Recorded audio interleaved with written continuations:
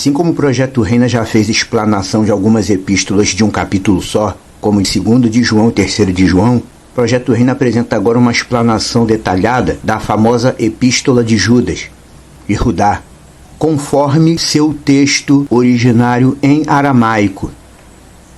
Pegando a tradução feita de acordo com o texto aramaico, a epístola diz assim: Judá, servo de Shumeshirra, irmão de Jacube, aos povos chamados, os que receberam misericórdia em Alarra, o Pai, e guardados em Shumeshirra.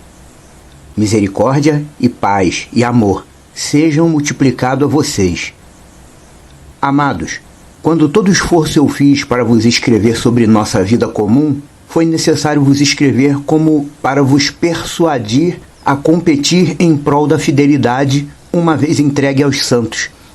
Pois eu obtive que entraram homens que estavam escritos desde o começo para essa condenação, homens maus que pervertem a graça do nosso Deus para a abominação, e a aquele que é o único Senhor, Allah, e ao nosso Senhor, Yeshua Meshirra, eles negam.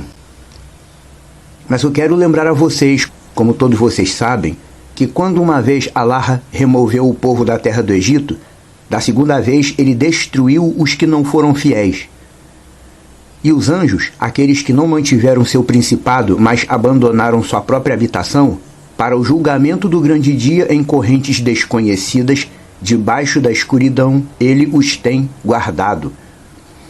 Assim como Sedom e Amorá, e as cidades ao redor delas, nas quais, semelhante a eles, cometeram fornicação e foram atrás de outra carne. São reduzidos ao fogo conforme são condenados ao julgamento. Igualmente estes, em sonhos, eles cobiçam a carne que contaminam, eles rejeitam o senhorio e difamam a glória.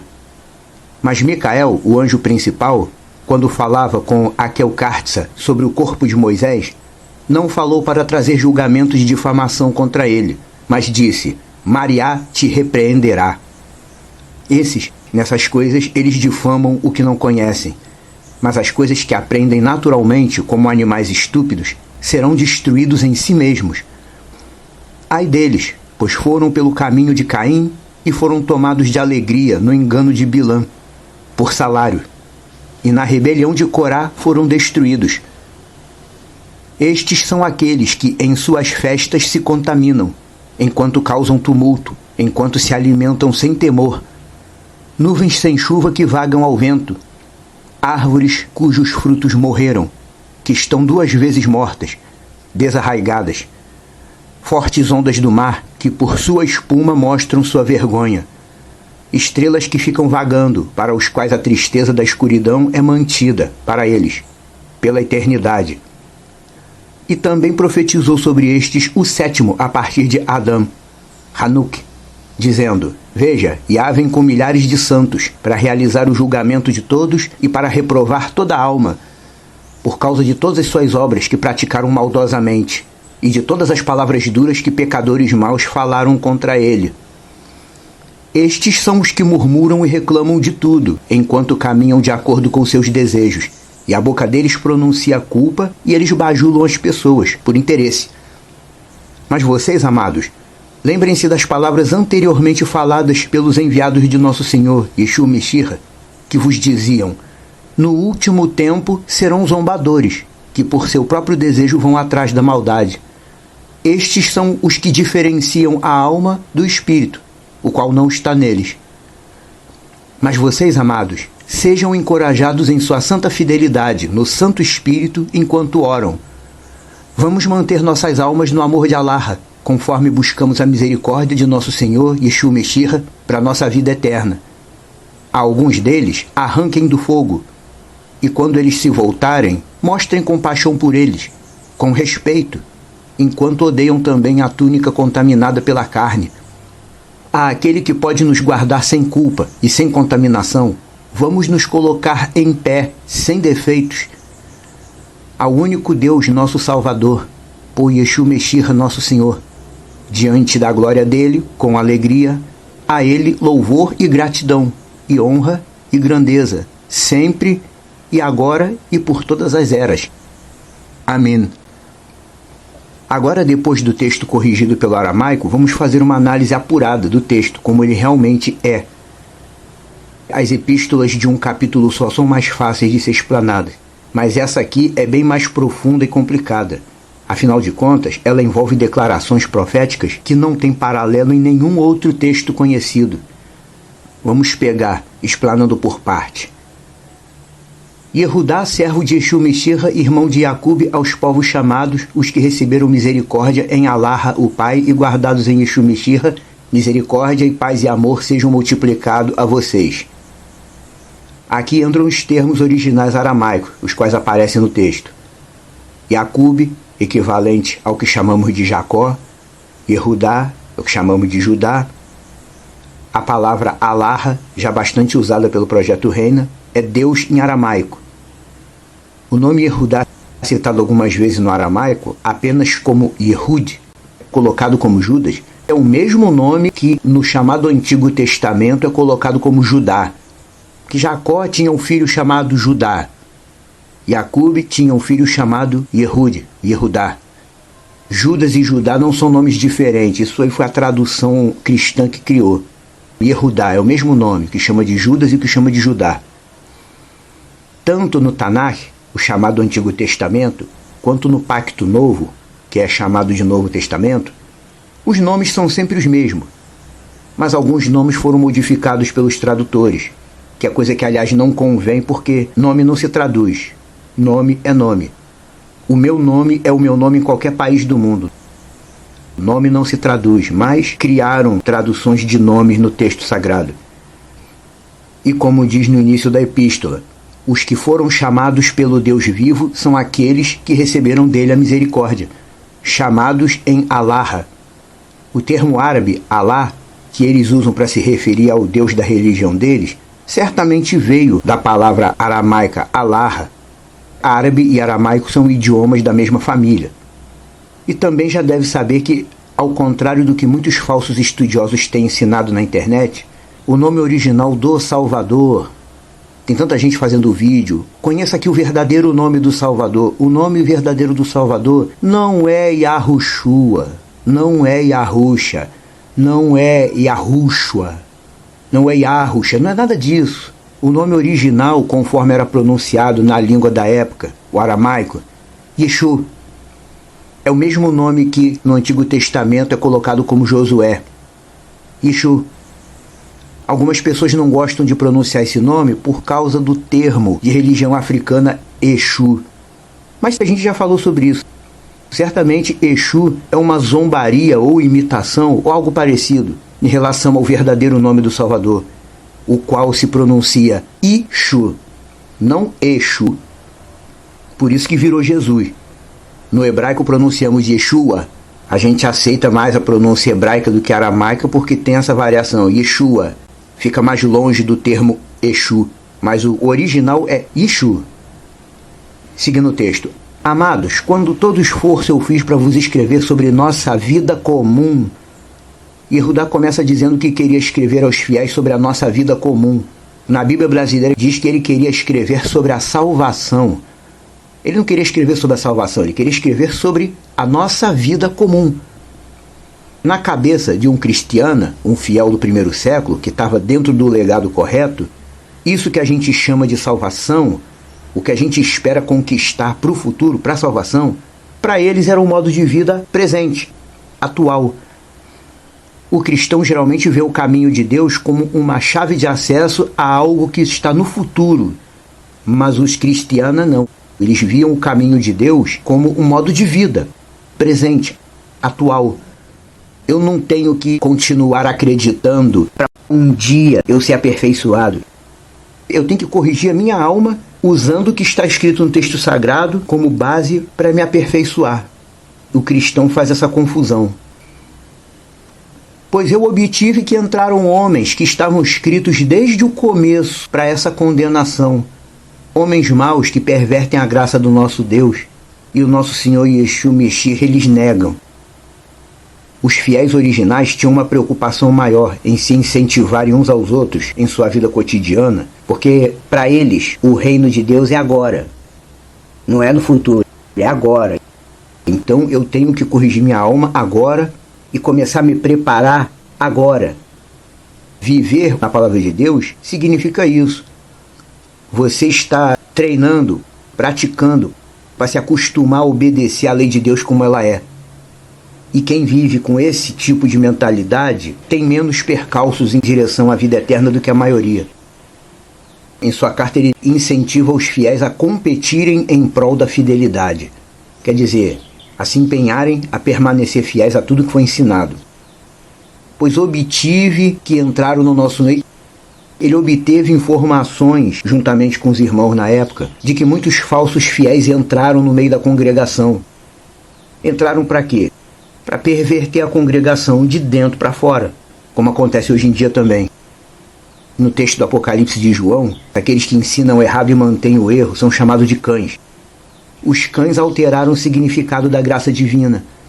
Essa palavra que hoje nós chamamos de graça é naturalmente traduzida como bondade e gentileza.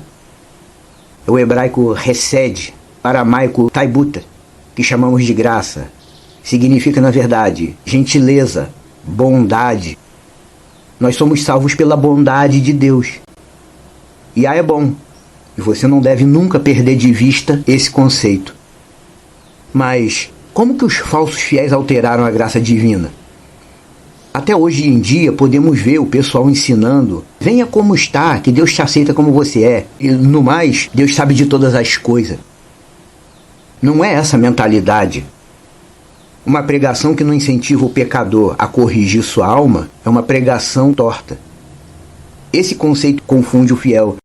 Se Deus me ama como eu sou, eu não preciso me preocupar em mudar. Ele me ama como eu sou.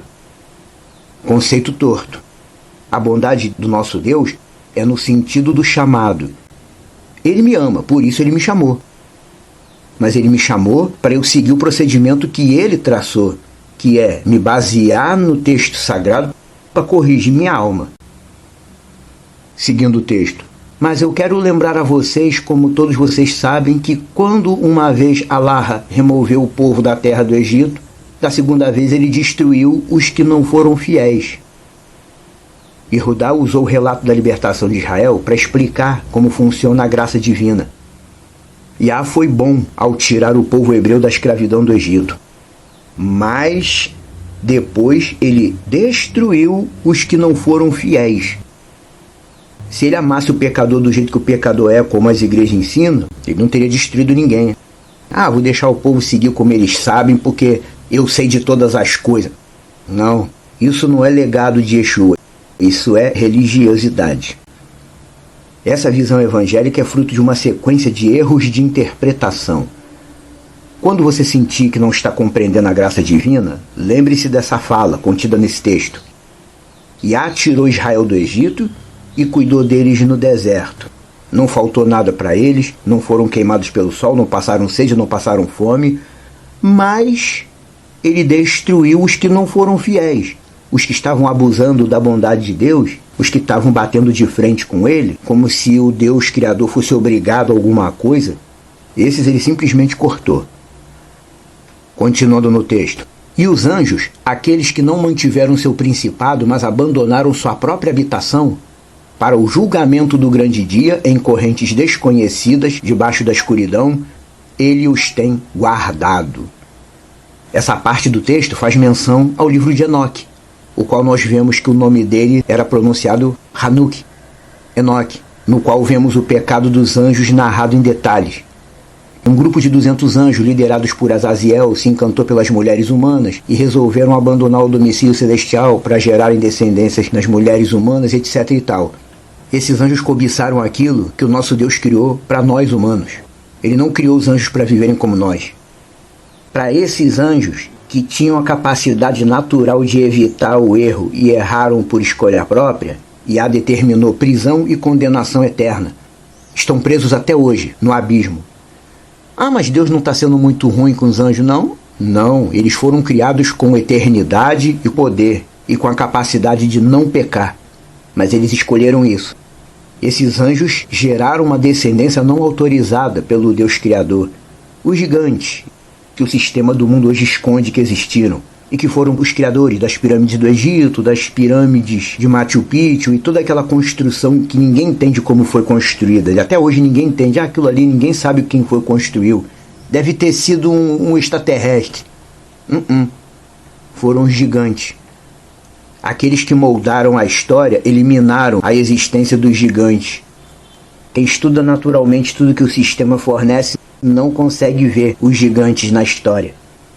As colunas de Stonehenge. Como é que um humano fez aquilo? Não foi um humano que fez aquilo. As pirâmides, que segundo dizem hoje em dia, a arquitetura atual não consegue reproduzir igual. A arquitetura atual não consegue reproduzir as pirâmides do Egito igualmente. Claro, não foi feito por humano. E essa descendência, como o próprio livro de Enoque nos mostra, ao morrerem esses gigantes, as almas deles simplesmente ficaram na terra, pois não pertencem nem ao céu e nem à terra. No livro de Enoque a gente vê Yah dizendo: a sentença deles é essa, serão mortos e sua alma ficará vagando no mundo. Esses são os espíritos que hoje são chamados de orixás pela religião africana. Inclusive, os africanos representam os orixás ilustrando como homens negros, mas os gigantes eram todos brancos. Segundo o livro de Enoque nos relata, naquela época não tinha humanos brancos. Os primeiros brancos na Terra foram os gigantes. E segundo o livro de Enoque nos mostra, o primeiro ser humano que nasceu naturalmente branco foi Noé. Muitas coisas o sistema escondeu do povo. Os gigantes morreram e suas almas ficaram no mundo. Esses são os chamados demônios, que são nada mais e nada menos do que os gigantes desencarnados que vagam por aí e vão continuar vagando até o dia do julgamento final. Prosseguindo com o texto.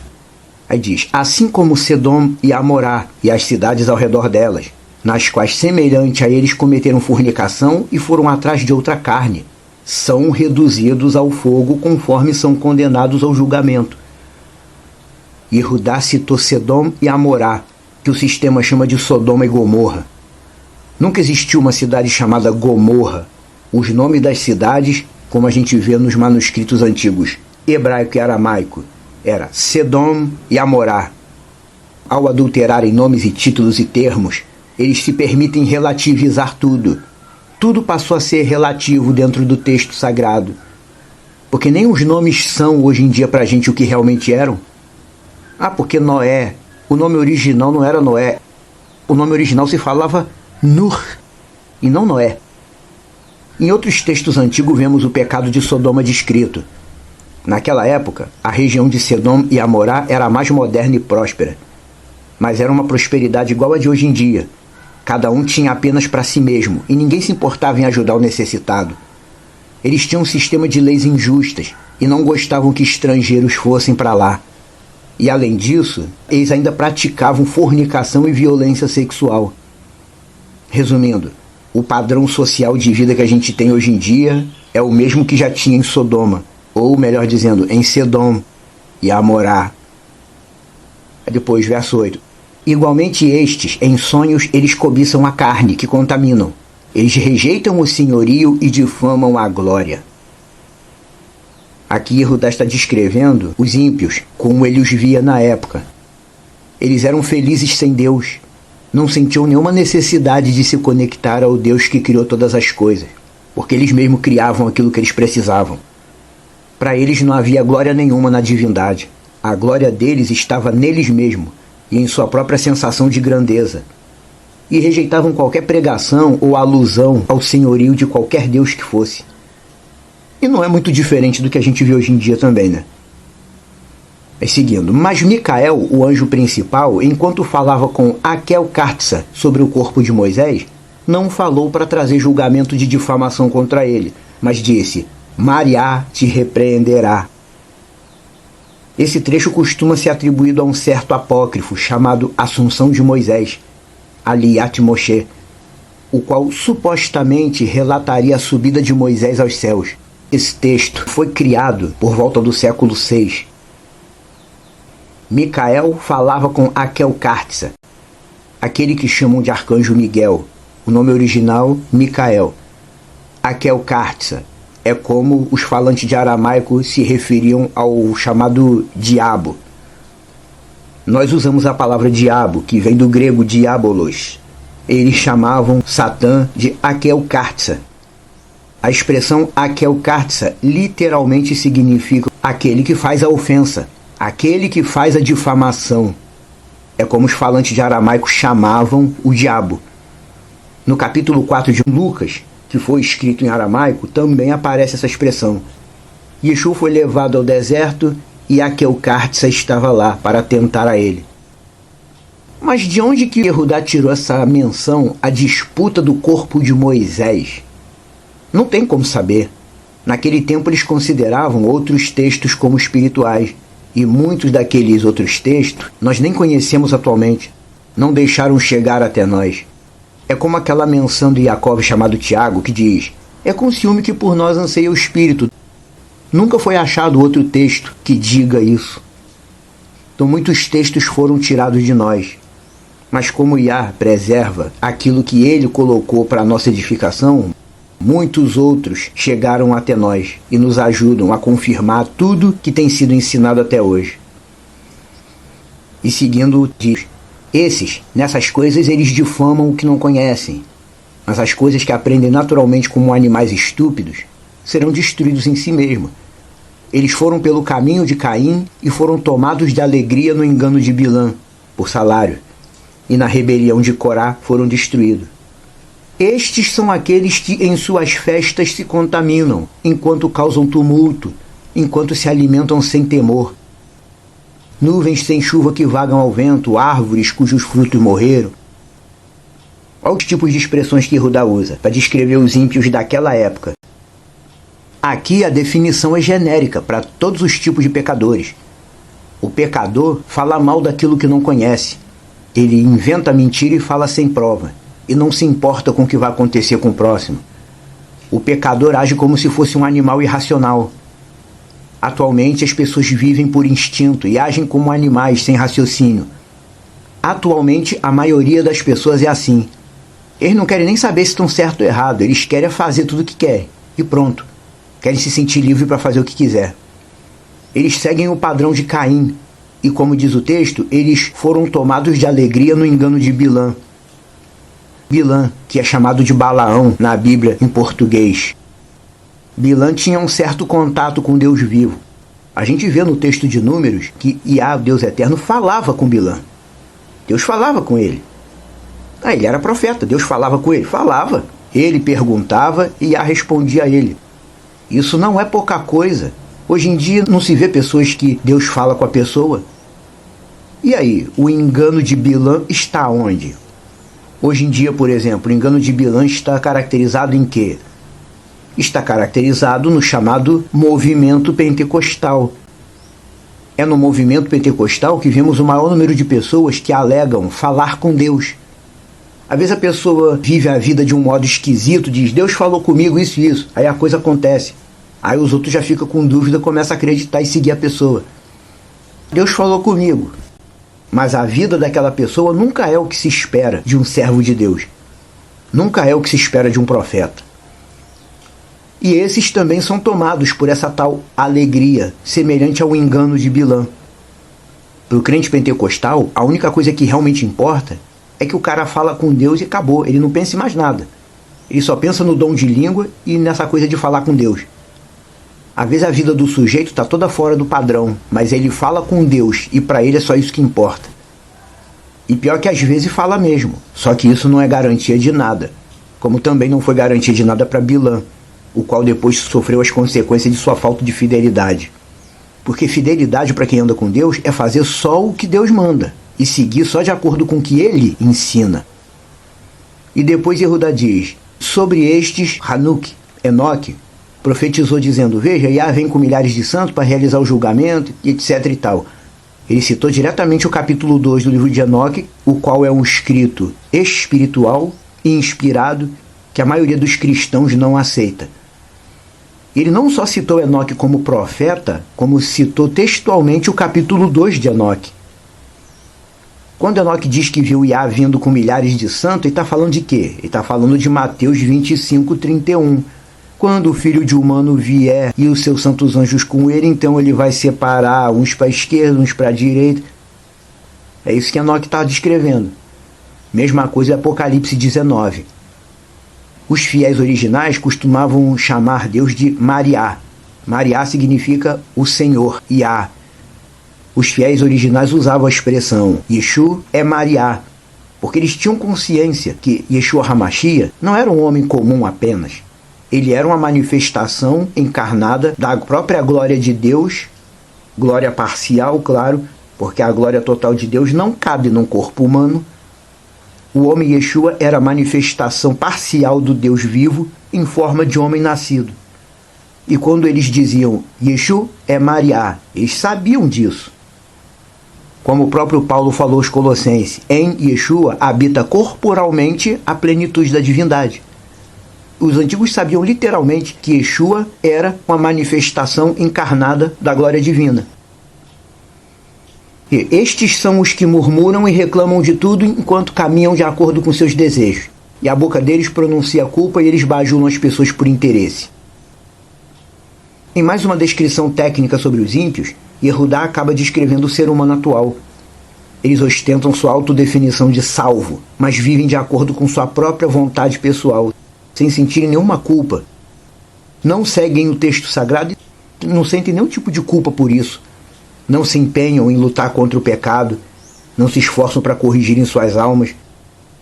O único esforço que Yahtzvaot, Deus Eterno, quer dos fiéis é esse, que a gente se esforce para corrigir nossa alma. Aprender o texto sagrado e usar o que aprendeu para corrigir nossa alma. O reino de Deus não é feito em passe de mágica. Nós precisamos aprender a palavra para nos corrigirmos, corrigir nossas almas. Em sua cabeça, o cristão consegue unir dois conceitos que na verdade nunca se misturaram: ser um salvo e viver como quiser e bem entender. Entre os cristianos não tinha essa mistura, essa união desses conceitos. O cara ser um salvo e viver como bem entende. Não existe isso. Por isso que Yeshua disse, se alguém quer ser meu discípulo, negue a si próprio. Não tem como você ser de Deus e viver apenas de acordo com a sua cabeça. Um cristiano tinha consciência plena de que ele não foi chamado apenas para acreditar em Deus. É preciso se corrigir. Corrigir sua alma. Não foi o que Paulo escreveu aos Filipenses? A vocês foi concedido sofrer por Yeshua e não apenas acreditar nele. Paulo diz isso aos Filipenses. Só que a maioria dos simpatizantes cristianismo parece que pulou essa parte do texto. Versos 17, 18 e 19. Mas vocês, amados, lembrem-se das palavras anteriormente faladas pelos enviados de nosso Senhor Yeshua Meshirra, que vos diziam: no último tempo serão zombadores, que por seu próprio desejo vão atrás da maldade. Estes são os que diferenciam a alma do espírito, o qual não está neles. Mais uma descrição técnica dos ímpios. O homem sem Deus é hedonista. Quer dizer, a base da vida dele é tudo que lhe dá prazer e satisfação pessoal. O hedonismo é a supervalorização da sua vontade e do seu prazer pessoal, o seu universo egoísta. O hedonista vive em prol do prazer, de tudo aquilo que ele gosta, de tudo aquilo que agrada a ele. Um pecador não se importa de viver por instinto, porque ele já se considera um animal mesmo. A ciência humana atual não diz que o ser humano é um animal? O cara já se considera um animal, então ele não está nem aí, vou viver de acordo com o meu instinto. E assim, um engano leva ao outro. Mas um humano não é um animal. No texto do Gênesis a gente vê, Yah criou Hayá e criou Adam. Hayá é animal, Adam é o humano. Eu não sou um animal, eu sou um humano. Você também é apenas humano, você não é um animal. O texto hebraico frisa bem essa distinção. O tempo todo Yah chama o primeiro homem de Adam. O tempo inteiro chamando ele de humano. Isso não era um nome, Adão, não. Ele estava chamando o humano de humano. Mas o animal é Hayá. E quando Yehudá diz no texto que os ímpios diferenciam a alma do espírito, o qual não está neles, isso é uma referência àquele famoso conceito de que humanos têm alma e espírito e animais têm apenas alma. Porque aquele que se considera como um animal, o humano é um animal. Se eu sou um animal, eu vou acabar agindo como animal e pensando como animal, priorizando o uso da força bruta, do instinto de predador. Vou me comportar como alguém que não tem espírito. Animais não carregam o espírito de Deus em si, apenas sua própria alma.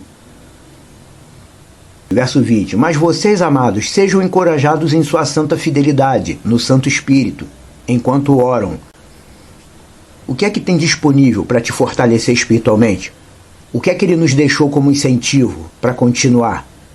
Ele designou que o encorajamento do fiel está em ter uma igreja para congregar? Um pastor para seguir?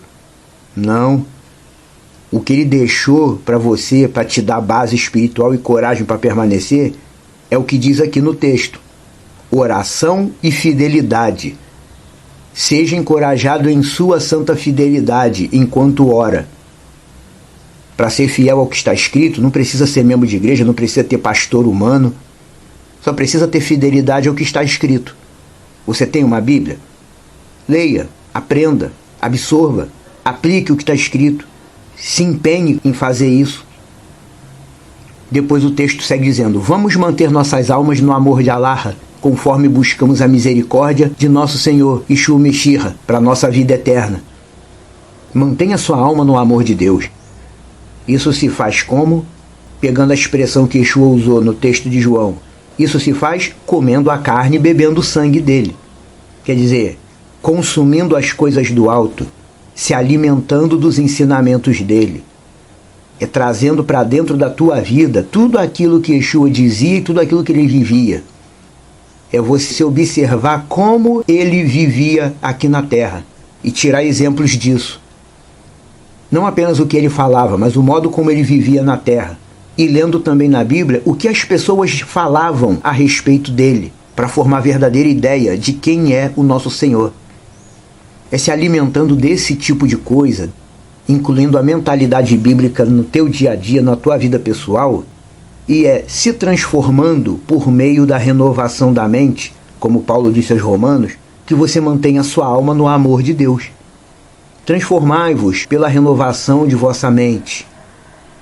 A transformação não vem quando você decide, não. Tem gente na igreja que diz que parou de fumar, de beber porque decidiu. O que transforma o servo não é a decisão dele, é a renovação da mente. E o que é que renova a mente da pessoa? O texto sagrado, a palavra escrita. Verso 22 e 23, referindo-se aos que são salvos. Alguns deles arranquem do fogo, e quando eles se voltarem, mostre compaixão por eles, com respeito, enquanto odeiam também a túnica contaminada pela carne. Olha só o que Yehudá fala aqui. Alguns deles arranquem do fogo, e quando eles se voltarem, mostrem compaixão por eles. Quer dizer, mesmo sabendo que Yah Tsevaot, Deus Eterno, tem os seus escolhidos, quando você pregar o reino de Deus para alguém, pregue como se todo mundo tivesse igual acesso. Mesmo sabendo que ele não escolhe todo mundo, pregue como se estivesse falando para alguém que Deus escolheu. Ensine como se estivesse realmente com vontade de salvar seu ouvinte. Óbvio que nem todos entrarão na vida eterna, mas nós devemos trabalhar para o nosso Deus como se ele realmente estivesse disposto a trazer todo mundo. É isso que gera a disposição de fazer a obra dele. Afinal de contas, nós não sabemos quem realmente foi escolhido por ele ou não. Por isso devemos anunciar o reino igualmente a todos que estiverem dispostos a nos ouvir. Ele diz: arranque do fogo. E quando eles se voltarem, se voltar aqui é aquele termo que traduziram como se converter. No pensamento original aramaico não existe a pessoa se converter, existe a pessoa se voltar. Porque, originariamente, o homem foi feito para andar com Deus, mas o pecado afastou o homem de Deus. Então, quando a pessoa vem para o reino de Deus, ela está voltando para Deus. O pensamento original é esse, não é conversão.